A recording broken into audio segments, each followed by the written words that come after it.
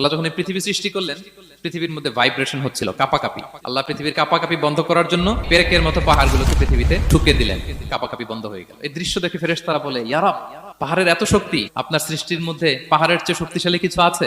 আল্লাহ বললেন আছে। সেটা কি? আল্লাহ বললেন সেটা লোহা, কারণ লোহা দিয়ে পাহাড় কাটা যায়, ঠিক কিনা? লোহার কথা শুনে ফেরেশতারা অবাক। ফেরেশতারা প্রশ্ন, তাহলে আপনার সৃষ্টির মধ্যে লোহার চেয়ে শক্তিশালী কিছু আছে? আল্লাহ বললেন আছে। কি সেটা? আন্নার, আগুন। কারণ আগুন লোহাকে কি করে? গলিয়ে ফেলে। ফেরেশতারা শুধু অবাকই হচ্ছে। ফেরেশতারা বলে, আগুনের চেয়ে শক্তিশালী কিছু আছে? আল্লাহ বলে আছে, আলমা, পানি। কারণ আগুনে দাউ দাউ করে জ্বলে ওঠা আগুনের মধ্যে পানি দিলে আগুন অস্তিত্ব হারায়।